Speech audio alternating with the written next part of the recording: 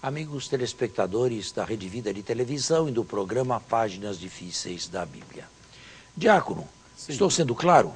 Bem claro, apesar que é bem denso, né? O conteúdo é denso, há sempre muito a explorar, mas colocou luz aqui no entendimento nosso.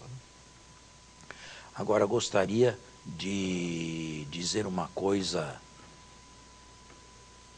que vale para todos os textos bíblicos e para a crítica literária em geral, sobretudo de livros antigos. É o que um escritor moderno, Umberto Eco, fazendo eco a Cícero, o orador romano, descrevia como lupus in fabula. O que quer dizer isso? O lobo dentro da fábula. Normalmente, se costuma proceder da seguinte maneira: o texto já vem pronto, ele está inteiramente pronto.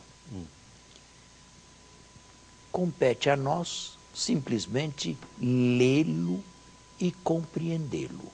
Ele já está pronto, ele já está feito. Certo. Não, esta visão não é adequada. É uma visão inadequada. O leitor, lupus, está dentro do texto também. Usando um exemplo, nós podemos ir a uma confeitaria ou a uma padaria e buscar pão. E encontraremos lá um pão fresquinho, quentinho, inteiramente preparado, pronto para ser levado à boca e ser comido. Certo. Assim leem muitos a Sagrada Escritura. O texto está pronto, só precisa ser reconhecido e recebido. Não. O texto não está pronto. Os autores bíblicos se limitam a fornecer ao leitor ou aos leitores os ingredientes. Aqui está o necessário para se fazer o pão. Mas a realização do pão é obra sua. Você, leitor, pegará esses ingredientes e fará você mesmo o seu pão do seu gosto e do seu jeito. Voltando para o texto interpela o autor. O autor entra dentro do texto. O texto não diz tudo. O texto deixa espaço para que o autor, o leitor melhor, entre nele, o leitor entre no texto e reaja ativamente dentro do texto, transformando o texto e se apropriando do texto. Entende? Entendi. Então, cada um que ler esse texto, acabamos de falar do dilúvio, não lê um texto pronto. Ele tem apenas os ingredientes. Ele deve entrar no texto, ele deve conhecer os ingredientes e ele deve reagir. Ou seja, ele deve se apropriar do texto. É uma tarefa e tanto essa. Somente assim ele dialoga com o texto, de acordo com um célebre exegeta jesuíta e professor meu, Luiz Alonso Schöckel, é como uma partitura musical. Ele traz as notas, mas a música onde está? A música está só quando o cantor, diante da partitura, se dispõe a tocar ou a cantar. Enquanto ele não se dispuser a tocar ou a cantar, a música não está. Temos apenas a partitura, temos apenas os ingredientes, mas o pão não foi feito. Isto vale para tudo na Bíblia. Quando Jesus, e dou um exemplo do Novo Testamento, fala do semeador que saiu a semear, 3 terrenos são mencionados como inférteis, por razões diferentes. Um só é o terreno fértil. E, no entanto, mesmo sabedor de que 3 terrenos serão inúteis, o semeador continua a semear. Continua, esperando que ao menos uma parte frutifique e dê fruto. Agora, o leitor ou o auditor lendo o texto procura entrar dentro dele e se perguntar: aonde é que eu estou? Em que fase eu estou? Qual é o tipo de terreno que se adequa mais à minha realidade, que se identifica comigo? Se o leitor não fizer isto, o texto fica pela metade. O texto não completa a sua ação. Às vezes, o pregador, e aqui está a arte da pregação, é ajudar o leitor ou os ouvintes, ajudá-los com a pregação, com a explicação, hermeneuticamente, a fazer isto. A se colocarem dentro. A se colocarem dentro e a recebê-lo e vivê-lo em primeira pessoa do singular. Claro. Isto vale para a literatura em geral e isto vale também para os textos narrativos bíblicos.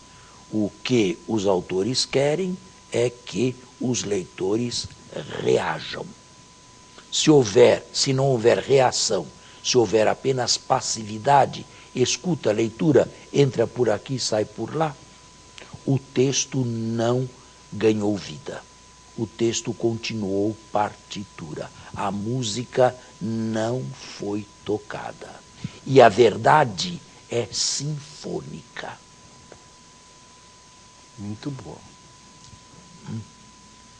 Não pode deixar entrar nenhum barulho aí nessa sinfonia, não? É o risco do barulho. Eu tenho que reagir. E qual é a minha reação diante da leitura disto aí? É uma história boba? É uma história infantil? Ou através do texto eu sou interpelado em primeira pessoa? Quem sou eu? Ou seja, eu deixo que o texto me interpele. Eu não coloco as minhas ideias dentro do texto, porque há pessoas que fazem isso. Pegam não o texto, só não faz isto, ideias, mas procure entrar no texto e receber ou reagir positivamente às intenções do autor. Claro, há limites para se fazer isto. Eu não posso transformar o texto em outro texto. Isto não. Há limites, mas dentro dos limites existe a parte importante, necessária do leitor, ou dos leitores, ou dos que escutam.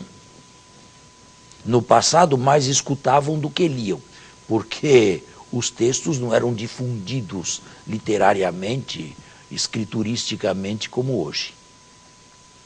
Mas parece que a capacidade de escutar é maior do passado. Bem, tudo indica. Bem, nós temos hoje o texto, a partitura, mas nem sempre ela é tocada.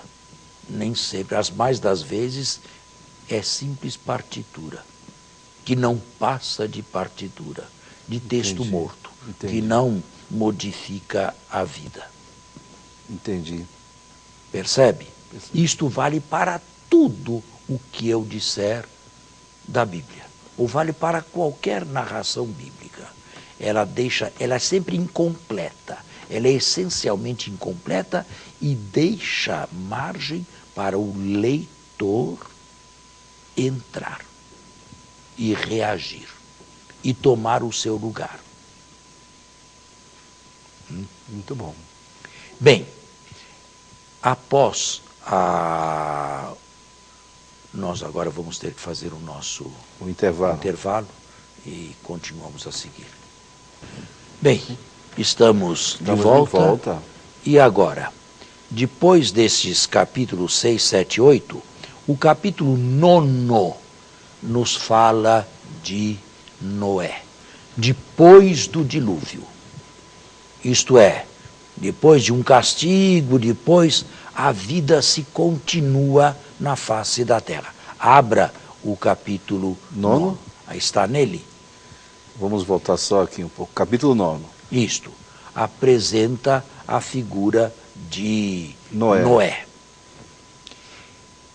Em primeiro lugar, esse capítulo aqui trata de dois assuntos importantes. Quais? Em primeiro lugar, Noé, saído da arca, oferece um sacrifício a Deus, um holocausto, um animal a Deus, e Deus o aceita. Pela primeira vez a Bíblia diz que os homens podem comer carne de animais. Até agora, os homens eram vegetarianos, não sei se notou. Não havia notado. Adão e Eva se limitavam a comer plantas ou frutas do paraíso, mas não carne de animais. É claro que o homem é violento e a sua violência desagrada a Deus, a menos que ela seja canalizada apenas para o animal, não para um outro ser semelhante a ele, e assim mesmo para, com a carne deste animal, oferecer um sacrifício a Deus. É uma maneira de aceitar o transitório deste mundo. Neste mundo, nós matamos os animais, nós fazemos violência a certos animais e nós nos alimentamos da sua carne. Sim. Isto é permitido? Isto é lícito? Bem, os vegetarianos modernos nos dizem que os animais, sendo inquilinos conosco deste mundo aqui, têm os mesmos direitos de nós. Nós diríamos, lendo este texto, que num mundo incompleto, ou num mundo não ainda plenamente realizado, Deus aceita a violência desde que ela seja canalizada para o animal.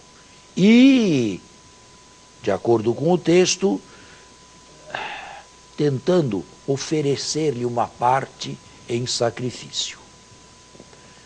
Com esta precaução, o texto do capítulo 9 aceita o que, de fato, era a norma de todas as épocas. Os homens se alimentam de carnes de animais que eles mesmos matam.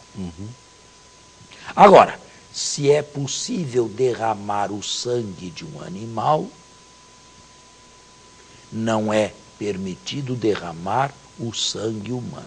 Aí está. Não, o sangue humano não, porque ele é imagem e semelhança de Deus. Aliás, nem o sangue do animal pode ser comido, porque para os antigos e na antiga antropologia ou zoologia, no sangue estava a alma, a vida, e o autor da vida é Deus. Uma norma esta que os judeus religiosos observam até hoje, a famosa comida kosher. Isto é, o animal tem que ser abatido de maneira indolor, que não sofra para morrer, e o sangue deve ser inteiramente eliminado dele. Existe um modo de se abater o animal, para os judeus, onde o sangue não entra e não fica no animal.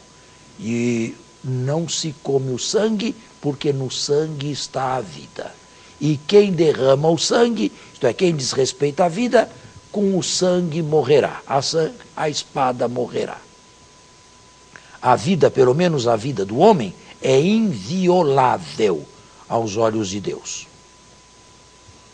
Uma lição para todos os tempos. Em todos os tempos este mandamento aqui é desrespeitado, porque em todos os tempos existem assassinatos, homicídios e mortes violentas. Por quê? Por quê? Se Deus não quer que isto aconteça, por que estes violentos teimam em estragar o mundo e deixar o mundo violento. Olha aí, está aqui, a violência está aqui presente. Está aqui em Brasília, está em São Paulo, está no Rio de Janeiro, está no mundo inteiro. E a gente que faz isso em nome de Deus. Existem muçulmanos radicais que, através de uma leitura radical e distorcida do Corão, matam para a maior glória de Deus. Como se Deus fosse glorificado com a matança e o sangue de inúmeros inocentes. Ou daqueles que não seguem o Corão. Como eles imaginam. Esta é uma primeira lição que o leitor atento tira. Ele não é dono da vida, ele deve respeitar a vida, não lhe é permitido tirar a vida de ninguém, a não ser do animal, para se alimentar num mundo para imperfeito. O seu sustento. Por quê? Na vida eterna, nós não mataremos mais a ninguém, nem mesmo aos animais. Nós não precisaremos mais, na vida eterna, comer carne de animais. Isto aqui vale para o provisório, e enquanto vivemos o provisório da existência. Perfeito, perfeito. Agora, existe uma outra lição. Esta era a primeira, a lição do sangue. A outra lição é que o texto, um tanto jocosamente, afirma que Noé saiu da arca, plantou uma vinha, bebeu demais e se tornou o primeiro bêbado da história.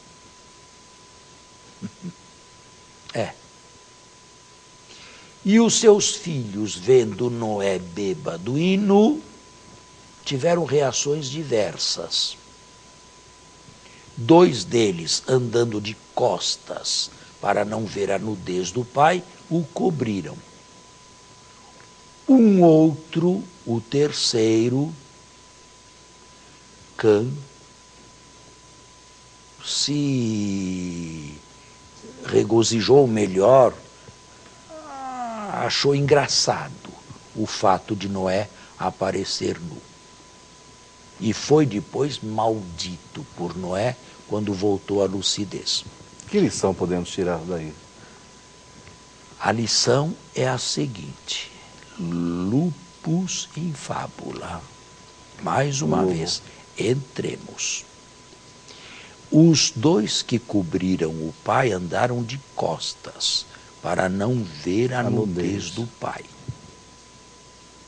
O sexo do pai e da mãe, o sexo dos nossos pais, não nos pertence. Portanto, se queremos vida sexual, não é com nosso pai nem com nossa mãe. Se queremos ter vida sexual, devemos buscar outra pessoa que não seja da nossa estirpe. Não está ao nosso alcance de mão o sexo dos pais. Seria o tabu do aquilo que Freud chamaria muito mais tarde o complexo? Não digo o complexo de Édipo, o abuso sexual do pai e da mãe. Falando do incesto. O incesto, exatamente. O incesto. Que é uma coisa que acontece ainda hoje, hein? Não pense que não acontece, não. Está cheio de pai aí que abusa sexualmente de filhos, professores de alunos. Está cheio. Está vendo? Está vendo? Infelizmente, o texto é moderno também. Nas 2 lições que nos traz. Do capítulo 9, se passa para o capítulo 10º, que é o mapa mundi mais antigo da humanidade. São 70 nações. E é um texto que se compreende bem a época do exílio e da hegemonia de Babilônia, século VI a.C. Babilônia queria ser um único povo. e os outros todos subjugados. Como antes dela a Assíria, um único povo, uma única superpotência. E todos os outros satélites subjugados. Não, diz o texto, Deus não quer um domínio de uma superpotência pelas outras. Deus quer diversas nações, com diversas línguas, com diversos costumes, com diversas tradições, onde há lugar também para os judeus, que não necessitam estar exilados em Babilônia.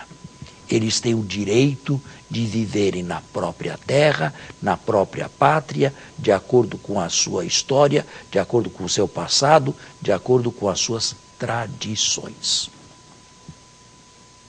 É um texto aparentemente inocente, mas é o contrário da hegemonia de Babilônia, que queria ser a única. E também hoje existem nações com ideais de superpotência. Imperialismo, né? De todos os tempos. Quero ser o único, quero mandar, e os outros precisam obedecer. Tá certo? Tá certo. Isso aí também está em cada homem, não? Essa tendência de ser o maioral, não é? Exato. Acima do outro. Tá Bem, certo? nós acho que estamos com o tempo esgotado. Sim. Que Então, pena. vamos encerrar o programa. Sim. E deixamos o capítulo 11º para o próximo domingo. Muito obrigado e até lá. Até o próximo domingo, com a bênção e a graça de Deus.